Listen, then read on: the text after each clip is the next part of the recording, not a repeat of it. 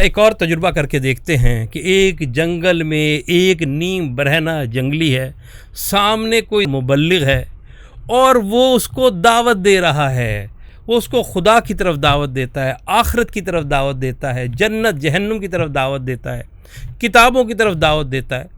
وہ جنگلی حیران ہو کے اس کو دیکھتا ہے، اس لیے کہ اسے تو پتہ ہی نہیں ان چیزوں کا۔ وہ اس مبلغ سے پوچھتا ہے کہ بھائی تم خدا سے ملے ہو، تم نے جنت جہنم دیکھی؟ اس نے کہا نہیں۔ اس نے کہا جب تم خود نہیں ملے ہو تو پھر مجھے کیوں دعوت دے رہے ہو؟ تو معلوم ہوا کہ جیسے جنگلی کو ان چیزوں کا ادراک نہیں ہے، اسی طرح مبلغ کو بھی ادراک نہیں ہے۔ دونوں کی دونوں ایک عقیدے پر قائم ہے، اس کے بھی کچھ عقائد ہیں، اس کے بھی کچھ عقائد ہے۔ یقیناً جنگلی جو ہوگا وہ بھی کچھ دیوی دیوتاؤں کو پوجتا ہوگا، تو اس کو جو عقائد ملے ہیں وہ بھی باپ دادا سے ملے ہیں۔